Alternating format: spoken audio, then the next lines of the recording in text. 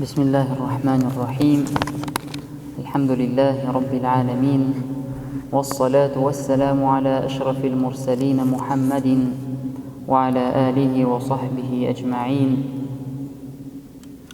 اللهم علمنا ما ينفعنا وانفعنا بما علمتنا وزدنا علما أما بعد السلام عليكم ورحمة الله وبركاته.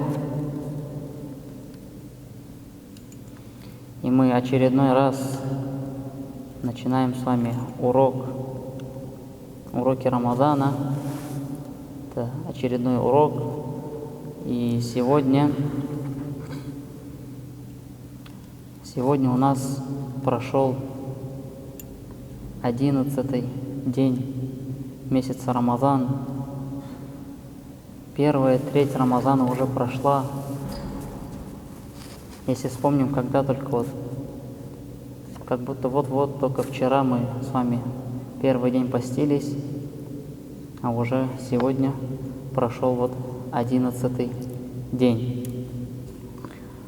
И на прошлых уроках, напомню, мы с вами говорили о правах Аллаха Субханаху ва Тааля, о правах родителей. И на прошлом уроке мы с вами начали говорить о правах детей и о воспитании детей. Но прежде чем продолжить, я бы хотел сделать небольшие наставления, небольшие напоминания касательно месяца Рамазан. Так как сегодня уже прошел 11-й день. То есть 1/3 Рамазана уже прошла. И уже время делать какие-то выводы. Что мы сделали за эти 10 дней? Изменились ли наши дни? Изменились ли наши ночи от обычных ночей, которые были, от обычных дней, которые мы с вами проводили? Ведь в Рамазане, в месяце Рамазан мы должны больше усердствовать, больше уделять внимание поклонению, больше уделять внимание чтению Корана, больше уделять внимание выстаиванию намазов ночных, так как в этот месяц за любое поклонение воздается многократно.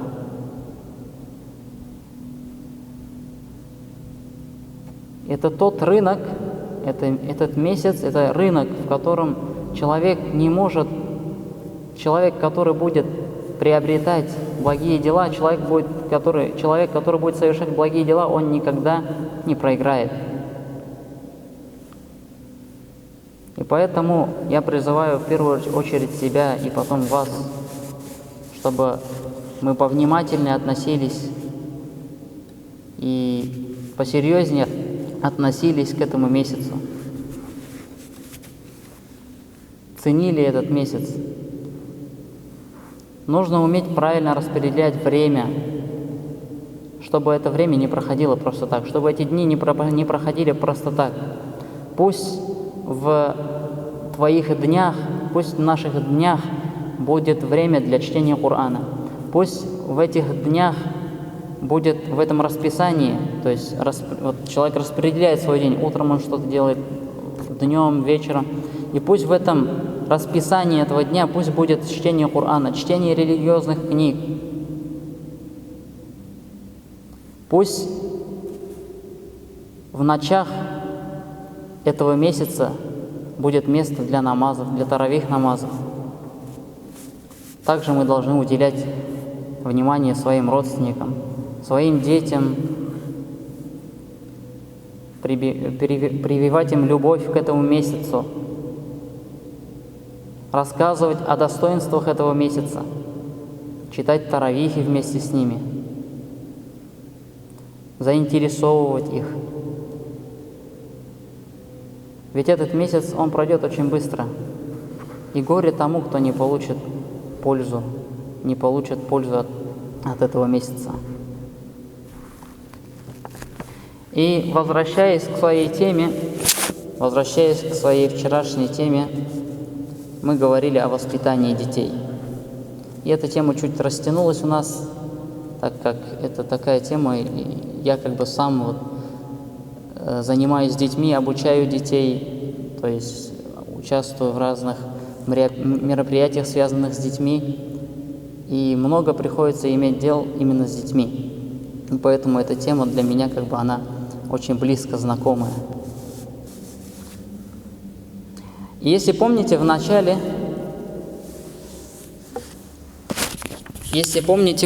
на первых уроках мы с вами говорили о родительских правах, о правах родителей. И мы говорили, что с родителями нужно обращаться хорошо, вежливо, уважать их, должно быть благое отношение к ним.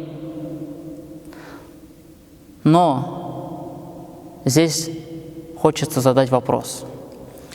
Если мы хотим, чтобы наш ребенок относился к нам хорошо, чтобы наш ребенок не забыл нас, когда мы с вами постареем, когда нам нужна будет помощь, чтобы он пришел к нам на помощь, чтобы ребенок стал таким, нужно его воспитать для начала.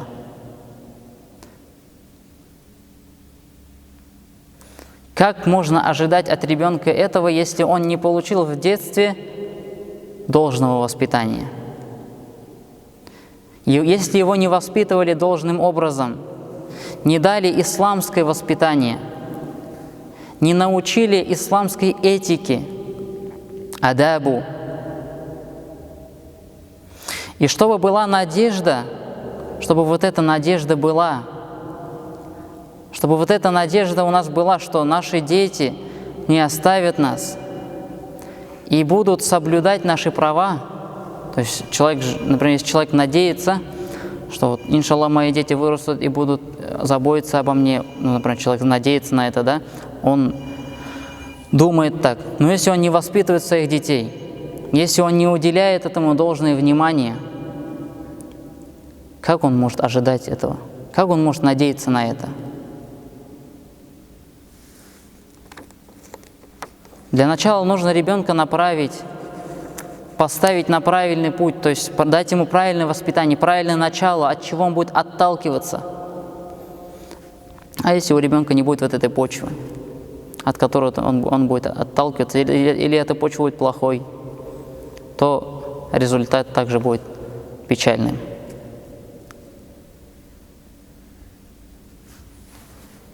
И также мы остановились на том, что мы с вами говорили, приводили примеры воспитания пророка, саллаллаху алейхи вассалям, как он воспитывал детей, чему он их обучал.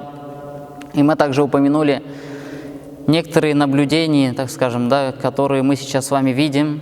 Это то, что родители зачастую уделяют внимание только мирским вещам, воспитанию детей. Я не говорю, что не нужно этому обучать детей, я не говорю, что это не нужно, но мы не должны забывать о исламском воспитании. Мы не должны забывать о религиозном воспитании. Этого очень сильно сейчас не хватает в воспитании детей. Этого практически нету, можно сказать. И ребенок, когда растет, ребенок, когда маленький, он всегда берет пример с кого-то. Он всегда на кого-то смотрит. И очень важно, чтобы тот, на кого он будет смотреть, чтобы тот, с кого он будет брать пример, тоже имел благое воспитание, правильное воспитание. Ведь если он будет видеть в родителях какие-то плохие вещи, да, он будет видеть невоспитанность, он не будет видеть в родителях любовь к религии, он не будет, если ребенок не будет видеть в родителях стремление к изучению религии Аллаха, он не будет видеть, как его мама читает Коран. Если ребенок не видит, как его отец читает Коран, он не слышит, он не видит, как его мама слушает лекции, с кого же он тогда будет брать пример? Какой пример он получит? Поэтому в первую очередь воспитание детей, мы вчера на этом остановились, мы сказали, что воспитание детей – это, во-первых, воспитание самого себя, то есть родителя. Мы должны посмотреть на себя, какие мы, насколько мы придерживаемся религии Аллаха Субханаху ва Тааля, насколько мы любим религию Аллаха Субханаху ва Тааля, насколько она внедрена в нашу жизнь. Читаем ли мы Коран, изучаем ли мы религию Аллаха, благой ли наш нрав?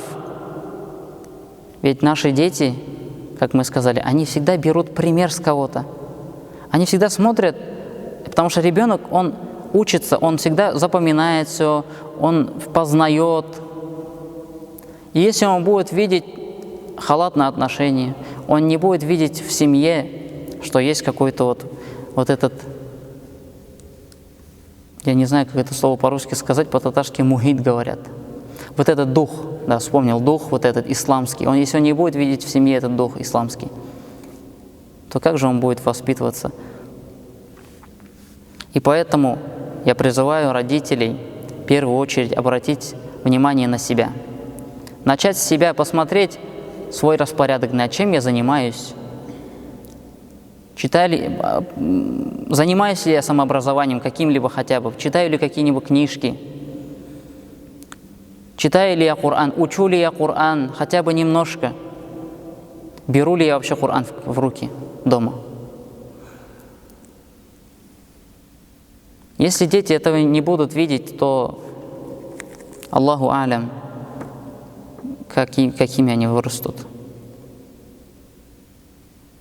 И с чего я это начал, то что родители упускают вот этот момент. Это очень важно, то есть религиозное воспитание – это очень важная вещь. Это именно основа, это фундамент, на котором будет строиться жизнь ребенка. Если он этот фундамент получит в детстве правильно, то есть этот фундамент у него образуется правильно в детстве, то, иншаллах, когда он вырастет, это ему будет очень сильной опорой. А если у него этого фундамента не будет, но будут какие-то другие вещи, вот он хорошо что-то делает другое, да, но нету религиозного фундамента нету, то вот то, что это у него были даже какие-то вещи, что-то он умел, что-то он знал, что-то он получил, да, он не сможет это правильно использовать. Он все равно потеряется. То есть мы говорим сейчас именно о религиозном, то есть будет ли он читать намаз, будет ли он приходить в мечеть. Ведь этим детям, то есть нашим детям когда-то тоже придется воспитывать детей. И от этого зависит, какие будут поколения, насколько они будут воспитаны.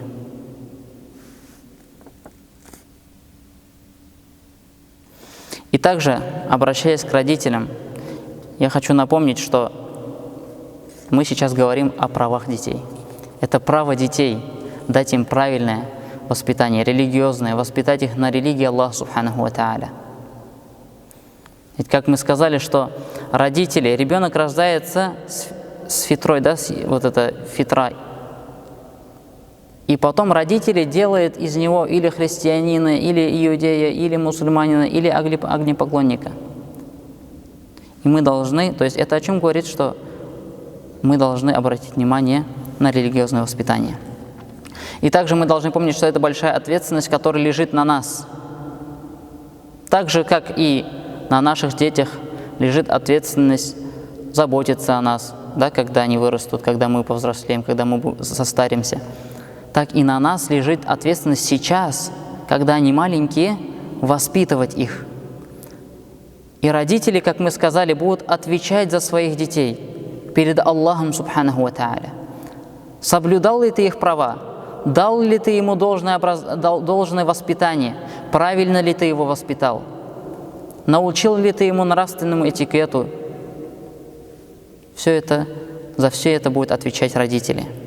И Аллах Субханаху ва Тааля, мы приводили этот аят, Аллах Субханаху ва Тааля суре Тахрим говорит: «Я айюхаллазина аману ку анфусакум ва ахликум нара ва кудуха ан-нас валь хиджара». О те, которые уверовали, оберегайте себя и свои семьи от огня, растопкой которого будут люди и камни. Аллах Субханаху ва Тааля не сказал в этом аяте: оберегайте только себя. Он сказал: оберегайте себя и свои семьи. Это означает, что мы несем ответственность за себя и за свои семьи. Если мы что-то упустили в воспитании, мы будем отвечать за это. Если мы не дали нужных знаний ребенку, мы будем отвечать за это. И это нас должно немножко устрашать. Это должно нас как-то подталкивать, мотивировать к воспитанию своих детей.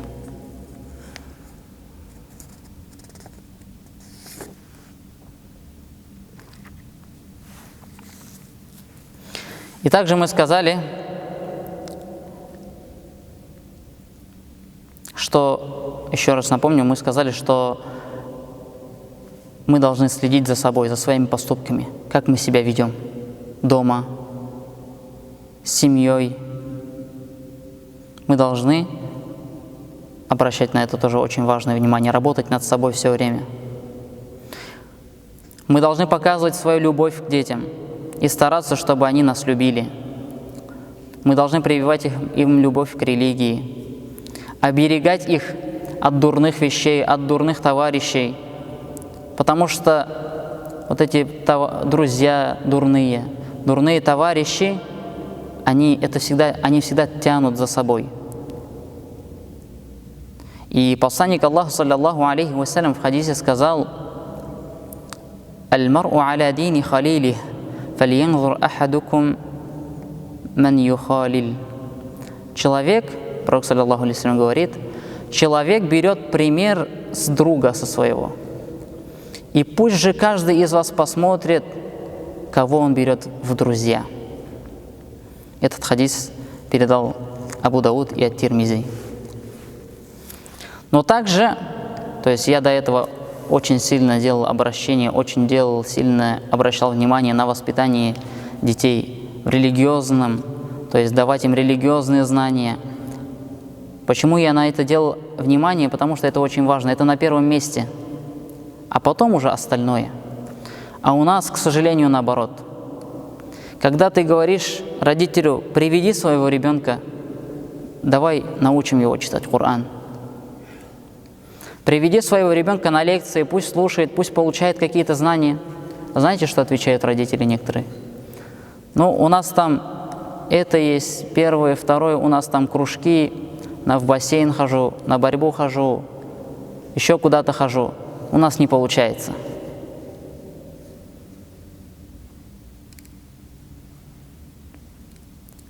Это о чем говорит? О том, что у родителей неправильно, то есть это у родителей неправильно выстроены приоритеты. Они не смотрят на воспитание ребенка в религиозной сфере. Они не смотрят религиозное воспитание ребенка. Он ходит у них туда, на этот кружок, на второй, на третий, на четвертый, еще в школу ходит до обеда. У нас времени нету. Не находит время для обучения детей Корану. Не находит время, или когда встает выбор, между тем выбрать урок Корана или урок английского языка. Они выбирают урок английского языка. Это очень печально. В первую очередь, кем вы хотите видеть своего ребенка? Англичанином или мусульманином? В первую очередь, вы чего желаете для ребенка? Блага этого мира, чтобы он получил, или блага будущей жизни? В первую очередь мы должны заботиться о том, чтобы они были на религии Аллаха Субханаху ва Тааля, чтобы они остались на единобожии, чтобы они поклонялись Аллаху должным образом. А потом уже мы должны беспокоиться о других вещах. Как он будет себе пропитание находить, где он будет работать, какая у него будет профессия, об этом тоже мы с вами сейчас поговорим. Но я объясняю, почему я так сильно обращал внимание именно на религиозному воспитанию. То есть потому что это на первом месте. И нужно правильно, при воспитании ребенка нужно правильно выстроить приоритет этот. На первом месте должна быть религия Аллаха Субханаху ва Тааля. Но также, как я и говорил, что ребенок ходит на какие-то кружки, изучает какие-то мирские знания, это хорошо, это очень хорошо. Но, к сожалению, у нас только этому обращает внимание, к сожалению. У нас забывают про религиозное воспитание.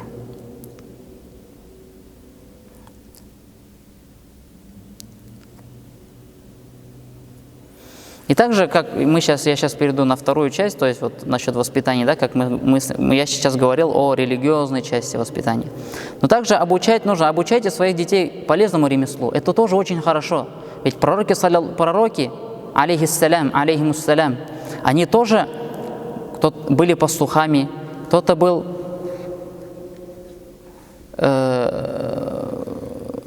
кузнецом, кто-то был портным. У них тоже было ремесло, которым они занимались. Это очень хорошо. Этому тоже нужно обучать. Которое даст им возможность обеспечивать себя, зарабатывая на жизнь дозволенным способом.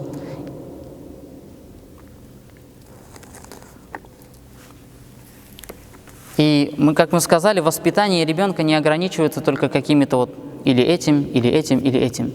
Воспитание ребенка – это обеспечение его, это одевать его, кормить его, возить его в школу, отвозить сюда. Также сюда входит дать ему какие-то знания, которые ему пригодятся для жизни, то есть там математика, да, вот то, что пригодится для жизни, обучить его чтению и так далее, да, это все тоже нужно. Например, если у него есть там способности, у него вот рабочие такие руки, он может заниматься там деревом, пусть научить его, отдать ему какому-нибудь плотнику, пусть у него обучит. Это тоже воспитание. Обучение его религии – это тоже воспитание. То есть это все вскупе. Не должно быть так, что вот так только, или только так, или только так. Нет, должно быть все вместе. И религиозное воспитание, и какие-то мирские знания, да, ремесло, профессия какая-то тоже, и обеспечение. Это все должно быть вместе.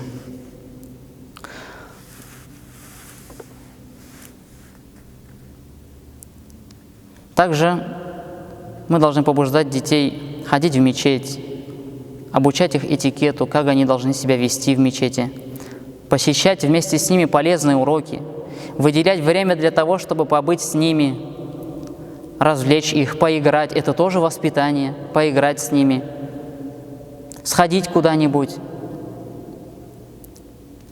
научить чему-нибудь нужному. Это все воспитание.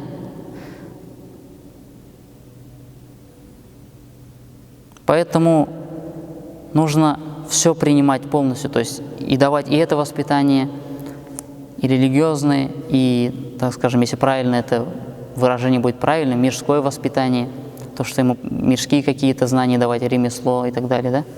Обеспечивать его, все вместе должно быть. И также заботьтесь о них, уделяйте им внимание и не забывайте обращаться к Аллаху Субханаху ва Тааля с молитвами за них. Нужно обращаться с дуа к Аллаху Субханаху ва Тааля, просить дуа за них, выбирая для этого наилучшее время. Вот, например, сейчас, через несколько минут,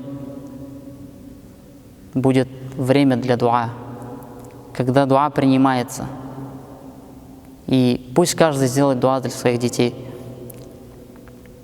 А Аллах отвечает на мольбу родителя, поэтому остерегайтесь призывать на своих детей дурное, ибо Аллах может ответить на вашу мольбу, и потом вы будете горько сожалеть о содеянном. И пророк, саллаллаху алейхи вассалям, сказал: 3 мольбы не остаются без ответа. Мольба притесненного, мольба путешественника и мольба родителя. Мольба родителя. Родитель, который заботится о воспитании своего ребенка, не должен упускать возможности обратиться к Всевышнему с мольбой за него, чтобы Аллах наставил его на прямой путь и сделал его праведным и богобоязненным. Может случиться так, что именно эта мольба станет причиной благочестия ребенка и его следования прямым путем. И на этом, иншаллах, я закончу. И хочу закончить свой хадис, свой урок одним хадисом. Пророк, саллаллаху алейхи вассалям, говорит, что когда человек умирает, все его дела заканчиваются, они прерываются, кроме троих. Первый, первый это тот, кто оставил садакатуль джария, да? И один из троих это тот, кто воспитал ребенка, который делает за него дуа. Благочестивый ребенок, который делает дуа за своего родителя. И если человек воспитал ребенка и оставил после себя, то и этот ребенок будет за вас делать дуа, вам эти дуа будут идти, они будут приниматься, и ваши дела, ваша книга дел не закроется. То, чему вы научили его благому, если он будет это делать дальше, то награда будет идти и вам. Поэтому призываю себя и всех, чтобы мы уделяли должное внимание детям и воспитывали их полным воспитанием. Субханак Аллахумма бихамдик, шаду ан ла илляха илля анта, астагфирука ва атубу илейх. Вассаляму алейкум ва рахматуллахи ва баракатух. У нас остается буквально 2-3 минуты до ифтара. И, как я уже говорил, не забывайте в дуа и родителей, также не забывайте дуа своих детей. Делайте дуа за своих детей, и ведь дуа родителя за своего ребенка, она принимается. И быть может, именно эта дуа будет принята, и Аллах Та'аля ответит на него. Субханак Аллахумма бихамдик, ашхаду ан ла иляха илля анта, астагфирука ва атубу илейх.